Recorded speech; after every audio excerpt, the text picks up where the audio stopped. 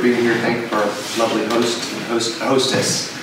All right, so my name is Matt Cook. I am in the soil gas business. The soil gas you guys are familiar with is radon, but we also deal with man-made chemicals. I kind of got into this business a roundabout way. A long time ago, I was a physics major at Georgia Tech, and didn't really like that, and I went into many other things and had numerous careers. One of the careers I had was as a home inspector, and I did that for 7 or 8 years, and inspected lots and lots and lots of houses. And with that, I got introduced to radon. Because in real estate transactions, sometimes people test for radon. It is becoming more and more part of the culture of a real estate transaction, but it is certainly not required in Georgia, nor does everyone do it. But I bought a continuous monitor because as a newbie, it was an opportunity for me to put it out and make a little bit of money while I was trying to build my kind of book of business as a home inspector. I was lucky enough to have a friend who was a subprime mortgage broker, and 9 months before the market crashed, he told me to within a week of when it was going to crash. He knew it was going to crash. And he's like, you know, you need to do something else for another source of income. And so I'm like, oh, I'll become a radon mitigator. Not thinking through the whole thing of it really depends on the real estate transaction to drive a lot of our business, but paid the bills. I started my company in July of '08. The first 6 months, we put in about 16 systems, and it was me and other home inspectors. I would call them up, I got a job, who wants to work? I'm paying cash. But I built, I think, a very successful business based on taking care of clients, taking great care of clients. And it got to the point I couldn't keep up anymore. When I finally sold my company 8 years later, we were doing about 20 installs a week versus 17 in 6 months. And I've learned a lot, right? To become a mitigator or measurement person, you take an online course for 2 days and you're an official, you're a professional. Didn't really teach me a whole lot. I kind of taught myself everything I know. Being inquisitive and from that kind of engineering background. So after I sold my company, I kind of took a hiatus and I've done a lot of training. I'm particularly in training on radon measurement. Although I certainly could teach on mitigation because I'm pretty familiar with it, I just really teach on radon measurement. Okay, so radon in homes. How many of you here have tested your home for radon? Many years ago. Many years ago. What is radon? What is radon? Do you all know what radon is? That's a good question. Okay, that's a good question. Yeah, you mean, tell me. So, basically, radon is a radioactive gas. It is a naturally occurring radioactive gas. It is everywhere you go, anywhere in the world, except if you're out in the middle of the ocean, you're going to be exposed to some level of radon. And where it comes from is in the soil are all kinds of elements, including some that are radioactive. Radioactive elements are unstable, and to try to become stable, they decay. And what starts as uranium. Uranium is the highest naturally occurring element that's radioactive, and it decays, and then it keeps decaying until it finally ends up as lead. Lead is actually the stable state of uranium. Between those two, at some point it becomes radium, and then when the radium decays, it turns into a gas. It's an inert gas, which means it doesn't interact with anything, it doesn't react with anything, it's just hanging out. Waiting to decay again, it decays back into a solid, and wherever it is, it stays. But as an inert gas, there's nothing keeping it there. So it's moved by two primary forces. It's moved by pressure gradient and concentration gradient. So it's all coming from the ground, and there's relatively speaking none in the air. So it just comes out of the ground because it's trying to equalize. So it's coming out of the ground everywhere. If it was green and smelled like sulfur, everybody would know about radon and everybody would care. And you'd see there's a little spot coming out of there, and there's a little spot coming out of there, and a little spot coming out of there. It's not going to be uniform across a piece of property or underneath a house. If you think about if none of these houses were here, but everybody had a lot and they determined it was gold, and everyone, that was your claim. Not everybody's going to strike it rich. Some people are going to do really well, some people aren't going to get anything. It's the same kind of thing with the radium in the soil. It's not uniform, and even across a house, it is not consistent and uniform. And it's certainly not consistent house to house. Now that being said, there are certainly areas that the area, generally speaking, has a lot higher concentration of radon in homes or in the soil. So what happens, this radon is created in the earth that's coming out of the ground, it gets trapped underneath the house, and it gets trapped in concentration. Most houses, the heavy concentration under the slab might be 1,000 picocuries. A picocurie is just a measurement, but that's a lot. In the indoor, the EPA has set a maximum threshold of 4 picocuries per liter. It's a concentration.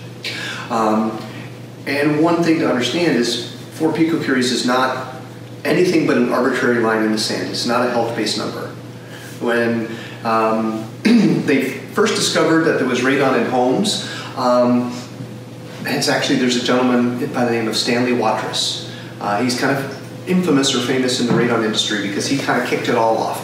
Stan was working on a nuclear power plant in Pennsylvania.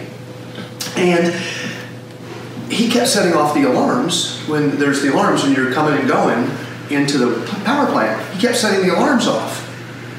Now, the thing is, the plant was under construction. There was no radioactive material there. So they figured they had faulty sensing equipment. So they got new stuff, kept setting it off.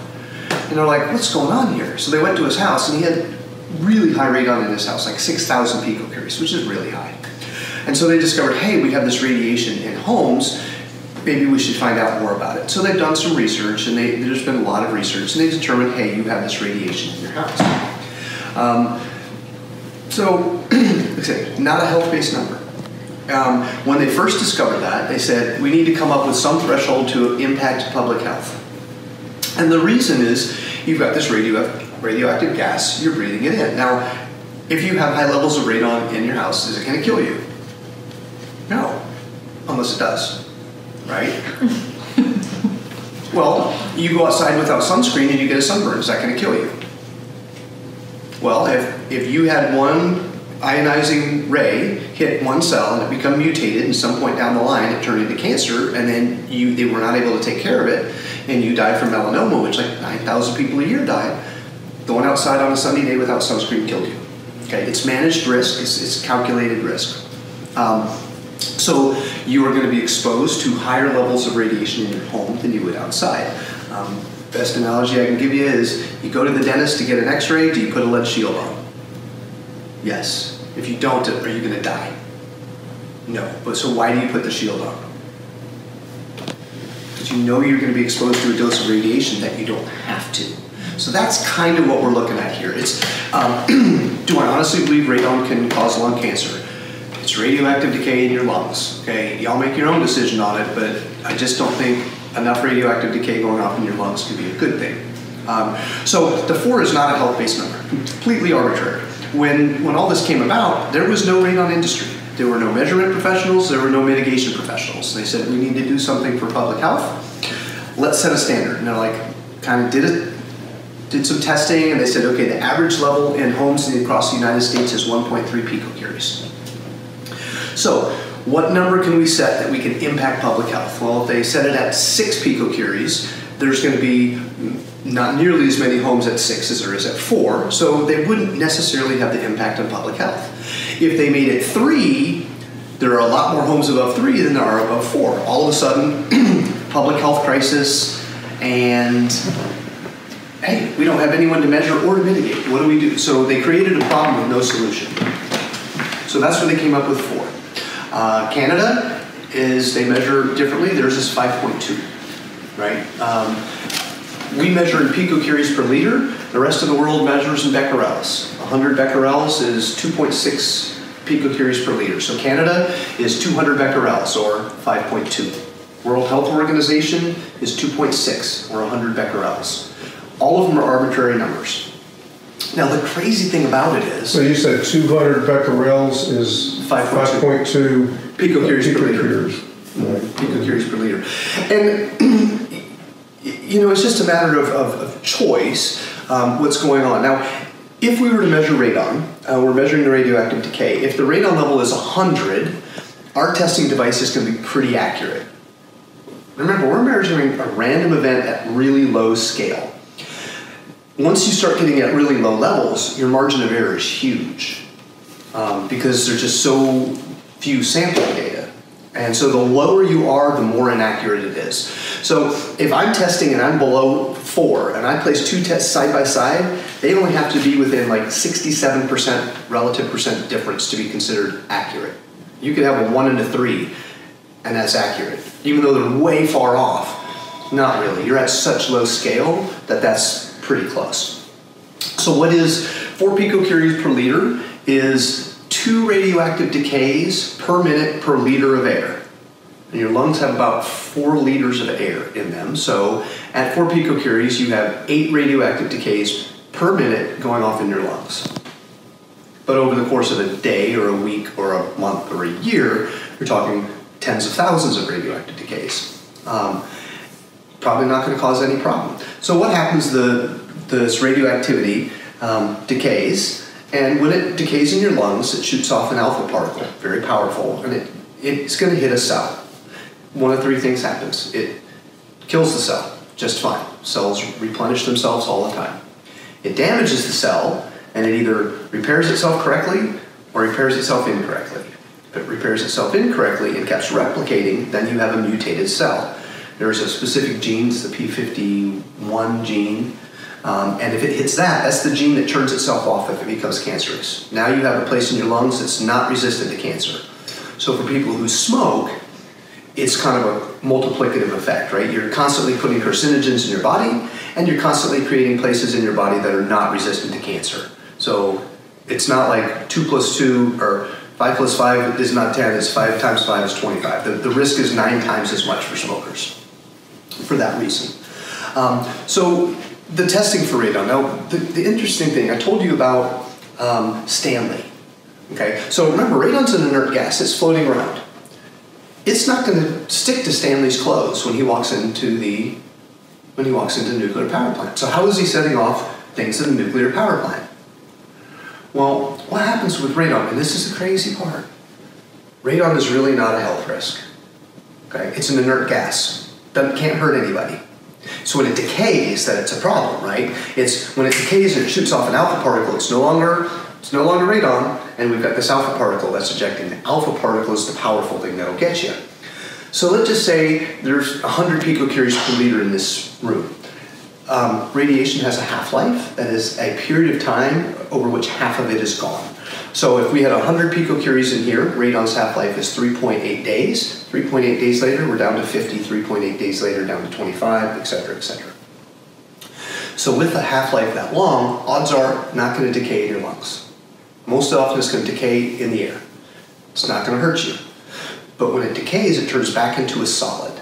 Now that solid is electrostatically charged, and they stick to all that particulate that you see floating in the air. So when you see light streaming through a window, all that stuff floating through the air, once the radon decays, it decays into, it happens to be polonium, it sticks to that.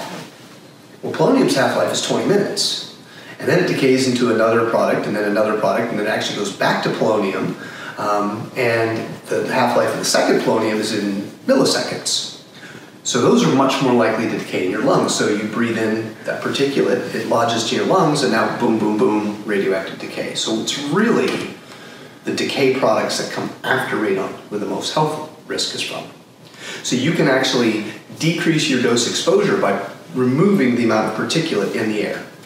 By keeping fans running and using electrostatic filter and a HEPA filter, and you can lower the amount of radon decay products in the air, so even at the same radon level, your actual dose exposure to radiation will be much lower. So radon is kind of like the potential of exposure. The radon decay product, that's measured in working levels, that's your dose. That's your actual received dose.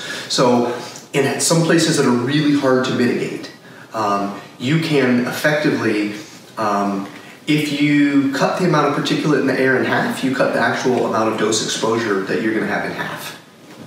So it can make a big difference. So people who are into cleaning your air, it's a good thing. It's a really good thing. Okay, so we got this radon that's there under your house. So why does it come in your house, right? It doesn't have any reason to come in your house except for concentration and pressure. Well, the way we build houses, we have higher pressure in the soil than we do in the house, or a lower pressure in the house than in the soil. So the pressure gradient is in. So this inert gas just comes in. We build houses for energy efficiency. Energy efficient is radon inefficient. When houses were really leaky, didn't have as much radon problem. Number one is the pressures were not applied as acutely because we had a leaky envelope and we had more air changes, more dilution. But we build houses very tight now for energy efficiency, which keeps the radon in. So it comes in and it can't get out, right? And what will happen is, let's just say we have high levels of radon, we want to lower the levels. People go, oh, just open your windows. Radon level is probably going to go down. Not necessarily, but probably. Depends on which windows you open, on which side of the house, and which way the wind's blowing, because it's all about pressures. But let's just say you do that, we evacuate all the air out of the house, outdoors like 0.4 picocuries. Close the house up. 12 hours later, we're coming right back to where we were. So in real estate, you'll have real estate agents will call and they'll go, but the house was vacant for a year. Doesn't matter. 12 weeks, days, months, years.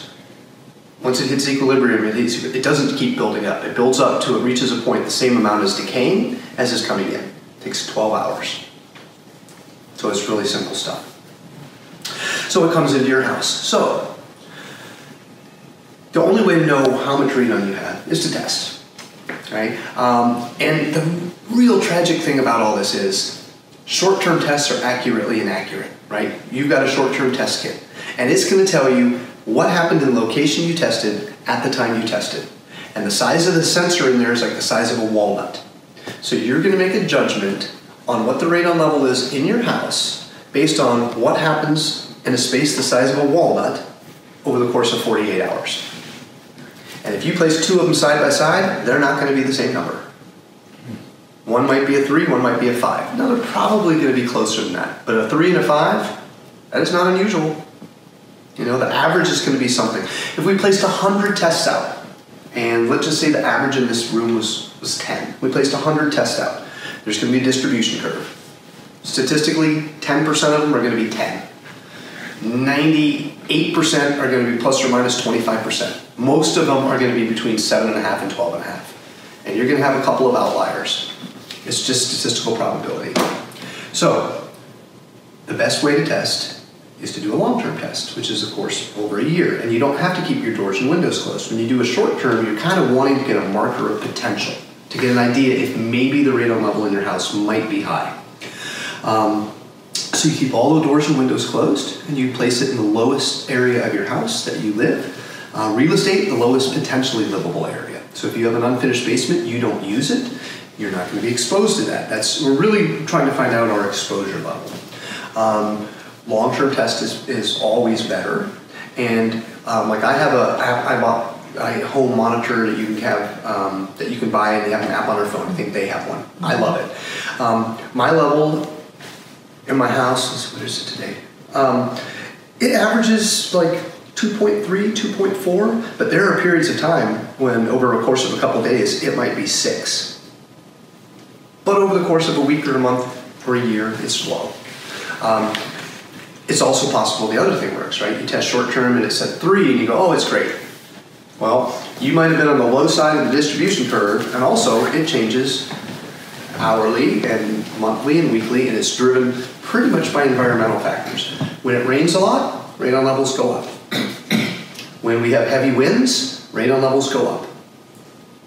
Okay, those things make a difference. The pressures and the rain caps the soil, and the radon can't get out, it gets drawn into the house. So you all should test. Everyone should test. The biggest thing is, and I get a lot of people, they don't want to know. I get that. But let's just say your house does have high levels of radon. Some point in time, you were going to sell that house. If when you sell that house, that person tests, and it tests high, you're going to probably pay for that mitigation system, and you will have received no benefit from it. So you can make a choice of not testing and not doing anything about it. Don't ask, don't tell. Or you can test, and if you have a problem, then you can go, okay, maybe we'll address it. Or maybe not. That's your choice. But then you at least know. But then, of course, if you test and you know, when you sell your house, you kind of have to disclose, we did a test and we have high levels of radon. So that's kind of the nuts and bolts of the radon of radon coming in and testing.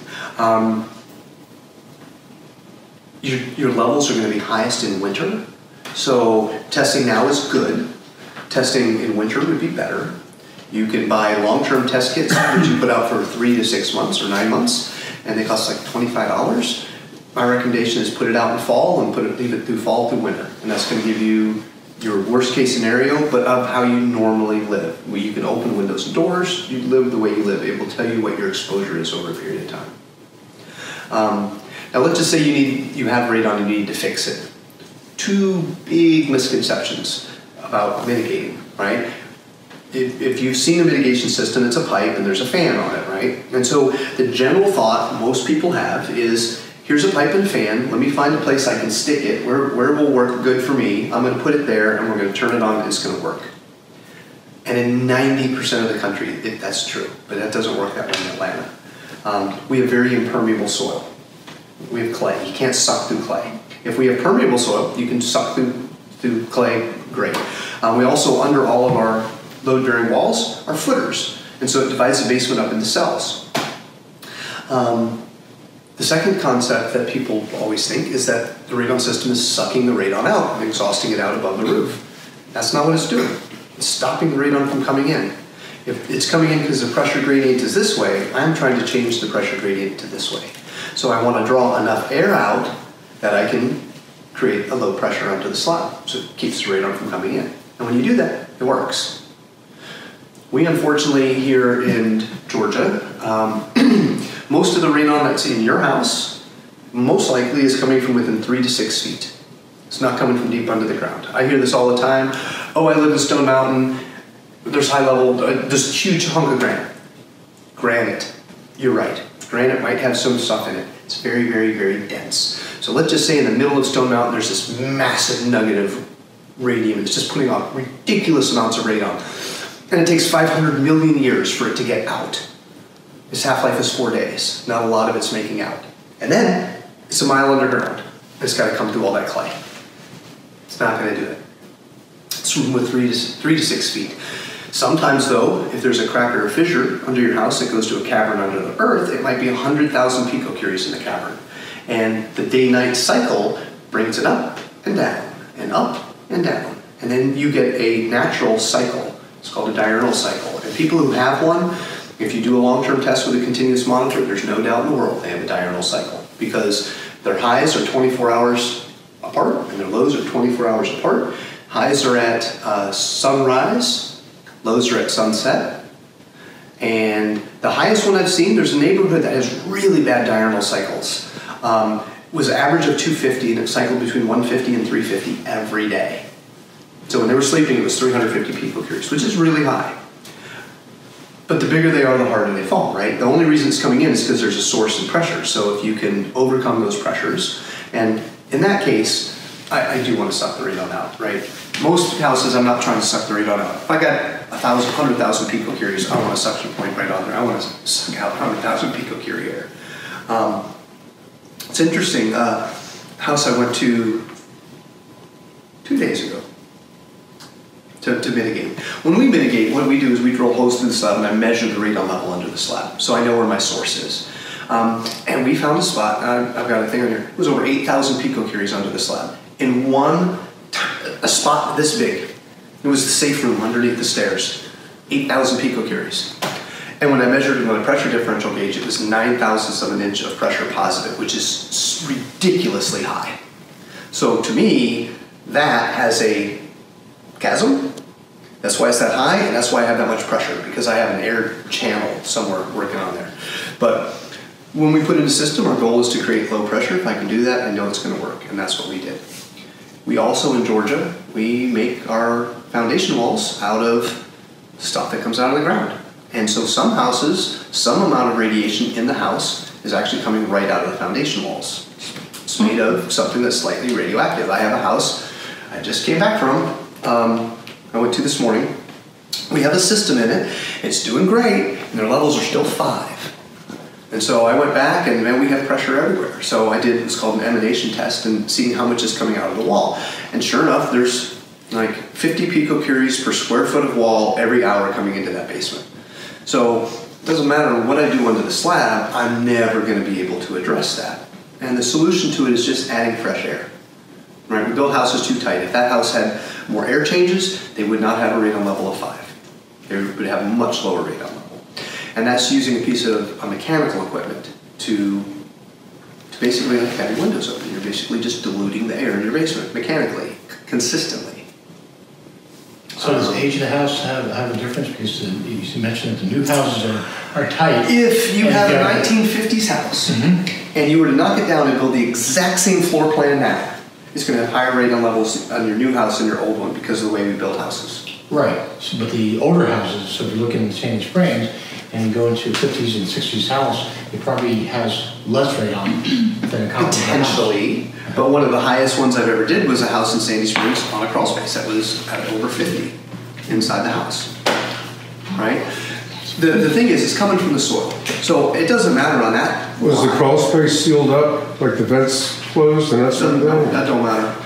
I really don't. Where do you put the test if you've got the crawl slab? Up above it. So on the main living room space. That one was interesting. It had a split level. It had 2 crawl spaces. It was, and the crazy thing was, the radon wasn't really good. Well, a lot of radon was coming from the crawl space, but it was actually coming from the adjacent garage, right? So you figure like a garage is adjacent to your basement. You got a cap, you got soil. It comes up. I can create all the low pressure in the world down here, so my pressure gradient between the basement and the soil is good. I haven't changed this one. And once we had to put a separate system in just in the garage, and it took care of it. You know, if we come in and do work and the radon levels don't go down sufficiently, it's because there's a source that we're not impacting. If the source is from the soil, we just have to find a way to get low pressure on that source. If the source is the concrete, then you have to put in an air exchange system to deal with it. Yes. What is the cost of an average mitigation system, regardless of the size of house? If I can come in and just put a single suction point, come up, out the side of the house, put a fan, go up, run the electric and stuff, we're at about $1,750. That's higher than a lot of areas of the country. There's areas of the country, and there's even a company here you can call that, depending on how busy they are, will give you a quote of $850 to $1,400. You can tell how busy they are by their prices. If they're busy, they're $1,400. If they're not, they're $850. And they will call you relentlessly saying, I'll give you $100 off if you let us come tomorrow. Okay? They use kind of like a very low quality material. Doesn't mean that they're not successful, but they don't spend the time designing the system. So when I come into a house, the first thing I do is I drill holes through all the floor. I measure the radon level everywhere, and then I go to the place I want to put my system. I core a hole through the slab, I put a vacuum on it, and I go to each of my test holes and I say, when I apply vacuum here, do I create low pressure here? And so I can design the system to work. In this particular house, we have a system in. I've got good pressure over almost all the house. I don't have good pressure underneath the safe room, and that's where the hot spot in the basement is, the hottest spot. And I'm not getting pressure there. So our levels went down. They're not down enough that everyone's happy. That's because we know there's a source we're not touching. Right? I mean, it's really straightforward. It's not complicated. Now, do they have some emanation? Sure. Everyone has some here. Most houses, it's not much. You know, it's probably not 4 picocuries coming out of the wall. I have houses that it was 6 picocuries coming out of the wall, and the only way to get rid of it was fresh air. Probably not most houses, though. So older houses, ultimately, radon is about 3 things. It's about source strength, source strength, permeability of the soil, the pressures that are being applied from the house to the soil, or vice versa, and the pathways by which they're being applied. So they all kind of work together, but just because a house is old and leaky does not mean it won't have high levels of radon. It certainly could. And if you tighten that house up, it's going to have really high levels of radon. Now, if we could get USGS maps where we can look at the underlying minerals underneath. You know, I don't think it'll work because it's so different. There's a guy who did a study in DeKalb County looking at ground level gamma radiation to determine if there was a correlation between ground level gamma and radiation, or the radon levels in homes. And not really. The EPA has radon maps, which kind of show the United States county by county, and they call them into 1 of 3 counties. Zone 1 means a higher probability of having levels above 4, Zone 2 is Zone 3. Those came about in the 80s. They're unbelievably crummy. And the EPA knows they're crummy. And the way we know they're crummy is, well, a couple of things. They're based on very, very little sampling data, like some as low as 1 or 2 tests in a county to come up with these numbers. And they were based on kind of like flyover data looking for uranium mines, because that's kind of the root cause. But they're not accurate. So like Georgia, the University of Georgia has a cooperative extension office that does the radon program. They've been giving out test kits for a long time, or selling them, and they've compiled that data, and they've made a map, which is much more accurate, and it's based on testing data, not some abstract thing. So I was on the board of directors for the National Radon Proficiency Program, and we had a conference in Washington, D.C., and we had the people from EPA in and said, look guys, we really need you to change your maps. They're really inaccurate. So in Metro Atlanta, or in Georgia, there's only 4 counties which are considered Zone 1 counties, and that's Fulton, Cobb, DeKalb, and Gwinnett. Now, if you look at the University of Georgia map, there are a lot of counties that have high levels of radon, and Cobb is not one of them. Cobb should really be a Zone 2. The hot counties start over towards Carrollton. They run over through Atlanta, kind of follow the Chattahoochee River, and go all the way up to Brevard, North Carolina. They follow the Brevard Fault.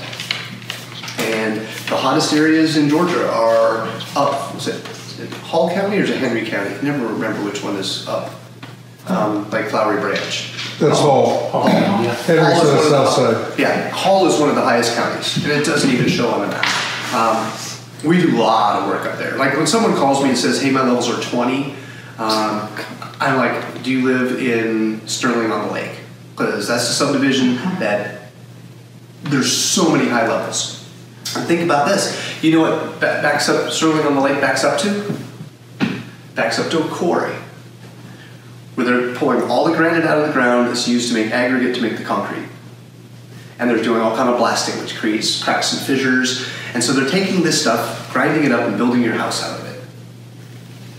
And what do you think about the fact that our neighborhood, the swimming pool is in an old granite quarry? I don't know if you knew that. That, along with all the new construction going on in the neighborhood, do you think that's a good I don't know that the new construction will affect anything other than you're building houses that have tighter building envelopes, so you can have higher levels. The quarry certainly could. There's another quarry that's over off of near Lordaines, an old quarry, and I've done tons of houses. I mean, just tons of houses in that. There's a little cluster.